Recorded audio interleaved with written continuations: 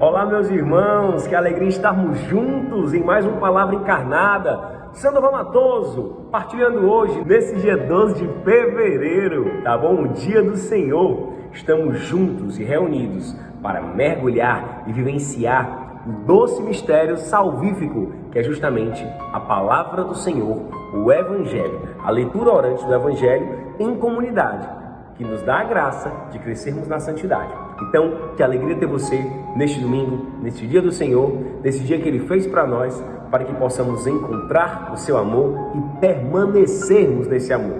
Então, você que está aqui conosco, seja muito bem-vindo. Que alegria ter você, nossos irmãos das casas de ressocialização, das casas de recuperação, das casas de triagem, espalhados por esse Brasil inteiro. Você, família, consagrado, filho da luz, membro dos nossos grupos de oração, postulantado, discipulado, enfim, todos nós estamos hoje reunidos para mergulharmos e experimentarmos o amor de Deus. Vamos junto então? Em nome do Pai, do Filho e do Espírito Santo. Amém. Vinde, Espírito Santo, vinde por meio da poderosa intercessão do Imaculado Coração de Maria, vossa amadíssima esposa. Vinde, Espírito Santo, vinde por meio da poderosa intercessão do Imaculado Coração de Maria, vossa amadíssima esposa. Vinde, Espírito Santo, vinde por meio da poderosa intercessão do Imaculado Coração de Maria, vossa amadíssima esposa. O Evangelho de hoje, meus irmãos, não sei qual horário que você está escutando aí, mas esse Evangelho que nós vamos saborear na Santa Missa está lá no capítulo 5 do livro de Mateus, versículos 17 ao 37. Senta que lá vem história. Então, o Senhor esteja conosco, Ele está no meio de nós. Proclamação do Evangelho de Jesus Cristo, segundo Mateus. Glória a vós, Senhor. Naquele tempo, disse Jesus a seus discípulos: não penseis que vim abolir a lei e os profetas. Não vim para abolir, mas para dar-lhes pleno cumprimento. Em verdade eu vos digo, antes que o céu e a terra deixem de existir, nenhuma só letra ou vírgula serão tiradas da lei, sem que tudo se cumpra. Portanto, quem desobedecer a um só destes mandamentos, por menor que seja, e ensinar os outros a fazerem o mesmo, será considerado o menor no reino dos céus. Porém, quem os praticar e ensinar, será considerado grande no reino dos céus. Porém, eu vos digo, se a vossa justiça não for maior que a justiça dos mestres da lei e dos fariseus, vós não entrareis no reino dos céus. Vós ouvistes o que foi dito aos antigos: não matarás. Quem matar será condenado pelo tribunal. Eu, porém, vos digo, todo aquele que se encoleriza com seu irmão será réu em juízo. Quem disser ao seu irmão patife será condenado pelo tribunal. Quem chamar o irmão de tolo será condenado ao fogo do inferno. Portanto, quando tu estiveres levando a tua oferta para o altar e ali te lembrares que teu irmão tem alguma coisa contra ti, deixa a tua oferta ali diante do altar e vai primeiro reconciliar-te com teu irmão. Só então vai apresentar a tua oferta. Procura reconciliar-te com teu adversário, enquanto caminha contigo para o tribunal. Senão o adversário te entregará ao juiz, o juiz te entregará ao oficial de justiça e tu serás jogado na prisão. Em verdade eu te digo, dali não sairás enquanto não pagares o último centavo. Ouvistes o que foi dito: não cometerás adultério. Eu, porém, vos digo, todo aquele que olhar para uma mulher com desejo de possuí-la, já cometeu adultério com ela no seu coração. Se o teu olho direito é para ti ocasião de pecado, arranca-o e joga para longe de ti. De fato, é melhor perder um de teus membros do que todo o teu corpo ser jogado no inferno. Se a tua mão direita é para ti ocasião de pecado, corta e joga para longe de ti. De fato, é melhor perder um dos teus membros do que todo o teu corpo ir para o inferno. E foi dito também: aquele que se divorciar de sua mulher, dê-lhe uma certidão de divórcio. Eu, porém, vos digo, todo aquele que se divorcia de sua mulher, a não ser por motivo de união irregular, faz com que ela se torne adúltera, e quem se casa com mulher divorciada comete adultério. Vós ouvistes também o que foi dito aos antigos: não jurarás falso, mas cumprirás os teus juramentos feitos ao Senhor. Eu, porém, vos digo, não jureis de modo algum, nem pelo céu, porque é o trono de Deus, nem pela terra, porque é o suporte onde apoia os seus pés, nem por Jerusalém, porque é a cidade do grande rei. Não jures tão pouco pela tua cabeça, porque tu não podes tornar branco ou preto um só fio de cabelo. Seja o vosso sim, sim, e o vosso não, não. Tudo o que for além disso vem do maligno. Palavra da salvação, glória a vós, Senhor. Eita, que o evangelho hoje é forte, hein? Então vamos lá, vamos por partes, vamos meditar aqui naquilo que o Senhor tem para nós. Primeiramente, Jesus, ele está ali numa situação em que ele é questionado sobre a lei. E a lei aqui, meus irmãos, nós devemos perceber e entender a lei como o quê? Como os ensinamentos e a revelação que o povo judeu foi recebendo e construindo ao longo da sua caminhada, desde a primeira revelação a Adão. No caso, depois com os personagens e os sujeitos bíblicos, mas principalmente ali a partir de Abraão, tá certo? Então, a partir de Abraão, nós vamos ter ali uma revelação mais contínua e aí um registro mais intenso, tanto histórico, quanto religioso nesse sentido, do povo de Deus. E aí Cristo, ele era questionado porque os fariseus que estudavam a lei, o que era a lei? A lei era a Torá. A lei era ali os primeiros livros da Bíblia, os 5 primeiros livros que a gente chama de Pentateuco, Penta, Só o Brasil é Penta e o Vozão é Penta, Ceará Sporting Clube. Então, olha aí, presta muita atenção. Pentateuco, os 5 primeiros livros da Bíblia. Nós cristãos, nós católicos, temos a nossa Bíblia, não é? E os 5 primeiros livros dela são livros também sagrados para os judeus, tá certo? Eles compõem a Torá. A Torá é o livro sagrado deles.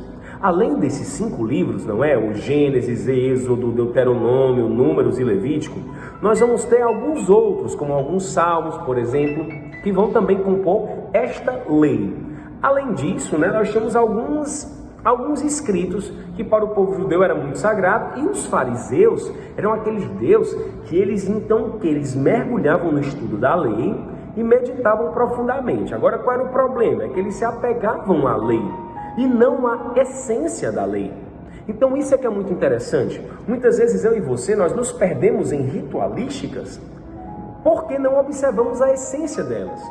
Todos os rituais que existem e todas as leis que existem, eles servem para nos revelar e nos ajudar a encontrar o sentido das coisas, a encontrar a essência das coisas. E Cristo é a própria essência. Entende? Então isso é muito interessante para a nossa caminhada, principalmente no início, quando a gente fica ali, descobre as coisas, vai estudando e tal. E quantas vezes a lei, a doutrina e o credo, ele é usado para oprimir os outros. Ele é usado como fonte de julgamento. Porque agora eu sei e o outro não sabe, está errado, ou o outro está fazendo errado, então eu que sei o que é o correto, na missa não sei o que, na oração do texto não sei o que, na vida dos santos não sei o que. Poxa! E aquilo que era para me levar para Deus, cara, aquilo que era para ser fonte de unidade, de caridade, se torna o quê? Um instrumento de Satanás, um instrumento de divisão. Aquilo, ao invés de me levar para o amor, aquilo me faz separar dos irmãos, me faz me encher de prepotência, orgulho e vaidade, porque eu sou o doutor da igreja, meu Deus. Isso tudo é para que eu viva a humildade. Cristo, ele era a própria essência. Em nenhum momento ele age com prepotência, arrogância ou violência, como muitas vezes eu faço isso. Como muitas vezes a gente vê alguns irmãos caindo nesse tipo de pecado. O pecado da presunção, o pecado do orgulho e da vaidade. Quando na verdade tudo isso é para me fazer mais perto de Deus. É para me fazer estar mais perto de Deus. Então, olha que interessante. Jesus diz, olha, eu não vim abolir a lei nem os profetas. Eu vim justamente dar o pleno cumprimento, porque Cristo, ele é a essência. Então, quando nós vivenciamos a experiência com Jesus abandonado, quando nós vivenciamos a experiência com Cristo ressuscitado, quando nós vivemos a experiência com Cristo ali no altar, nos sacramentos, na Eucaristia, Cristo, Espírito Santo nas orações, no meio de nós, ali está a essência. Ali está aquilo que a lei e os profetas se referem.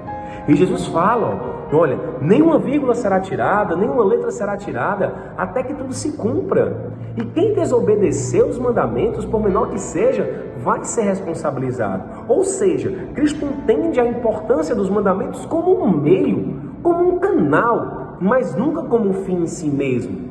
Até porque ele jamais teria sentido se fosse um fim em si mesmo. E aí Cristo até fala, aquele que ajudar os outros a vivenciarem os mandamentos, eles serão grandes no reino dos céus. Então aqueles que vivenciarem, como eu sou feliz pela comunidade da gente, pela comunidade Lume, Por quê? Porque aqui vocês me ensinam a viver os mandamentos e a essência deles, não como uma lista de mercantil ou de afazeres que eu vou dando check, mas como um desejo do meu coração que vai sendo orientado a partir da experiência com vocês, meus irmãos. Então isso é muito bonito. E Jesus responsabiliza aqueles que fizerem os outros descumprir os mandamentos. Aquele que fizerem os outros acreditar ou confundir-se na essência. Então ele depois, o Senhor, aproveitando a lei, ele vai dizer: e vocês são diferentes. A vossa justiça não pode ser igual à justiça dos homens. De que adiantaria? Qual a graça teria? Qual seria o diferencial dos cristãos? Cristo não veio para ser igual aos homens. Ele veio para trazer a plenitude da humanidade. E como é que ele vive a plenitude da humanidade? Aí falando assim: não matarás e pronto. Se eu não der um tiro numa pessoa e tirar a vida dela, acabou-se. Não, nós somos cristãos. E a gente pode matar muitas vezes com a língua. Como é que está a relação hoje na tua casa? Com as pessoas mais próximas a ti? Com aquelas pessoas que você tem dificuldade e que você vai na fofoca matando aos poucos? Isso para nós é uma exortação, meu irmão. Fujamos disso. Depois Cristo ele vai dizer, né? Quem se encoleriza com seu irmão, quem xinga o outro, né? Quem condena o outro também está condenado ao inferno. E aí ele é interessante porque o Senhor, de uma maneira muito misericordiosa, fala de que adianta você ir ao altar fazer sua oferenda se o teu coração não foi ofertado ali, se o teu coração ainda está preso no ressentimento. Primeiro te reconcilia com teu irmão antes de colocar a oferenda no altar. Ou seja, a oferta principal é do teu coração. Eu só posso ofertar o meu coração com atitudes e com essa essência, sabe? E aí depois ele diz, né? Olha, se tiver um adversário, se reconcilia com ele, não é? E aí isso é muito forte. Depois ele vai falar do cometer adultério, né? Não é só assim, não cometerás adultério. Mas quando eu olho para uma mulher, quando eu olho para um homem, eu já desejo no meu corpo, né? No meu pensamento, ali sim eu já estou cometendo. Então o pensamento a gente não controla, vem, é como um vento, vem. Mas nós podemos controlar como nós lidamos com esse tipo de pensamento.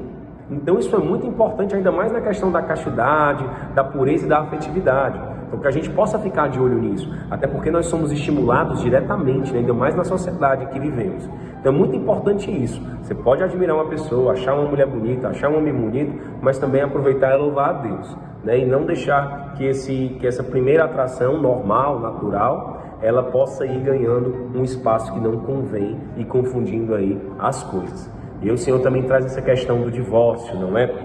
Então, já é um assunto também bem mais polêmico, que também tem algumas questões de aprofundamento e que aí a gente aborda também nos nossos grupos. Mas o sentido aqui é justamente isso, não é? A ideia de você separar, de você não fazer dar certo, essa ideia aqui, né, que ele vai trabalhar também, não ficar só no é permitido divorciar, mas que isso ele busca ir além, ele busca ir além da lei e perguntar, né, o que ocasiona esse fim? Como é que é o papel da mulher dessa situação? Tá certo? E por fim ele fala do juramento, né? Que não necessita você jurar, não é preciso jurar, porque a nossa palavra deve bastar. Portanto, o nosso sim deve ser sim e o não deve ser não. Senhor, me ajuda, como é difícil isso, meu Deus, eu digo tanto sim, não faço. Quase eu digo tanto não e acabo depois fazendo, não é? Tudo que for além disso vem do maligno. E nós fomos criados para o amor e para o bem. Que Nossa Senhora nos ajude nessa missão e nessa vivência da essência da lei. Ave Maria, cheia de graça, o Senhor é convosco. Bendita sois vós entre as mulheres e bendito é o fruto do vosso ventre, Jesus. Santa Maria, Mãe de Deus, rogai por nós, pecadores, agora e na hora de nossa morte. Amém. Que a lei e o conhecimento seja para libertar, para unir e para propagar o amor, e jamais para oprimir, para dominar ou para ferir alguém. Estamos reunidos no nome do Pai, do Filho e do Espírito Santo. Amém. O amor é nossa meta, Cristo é nossa luz. Estamos juntos.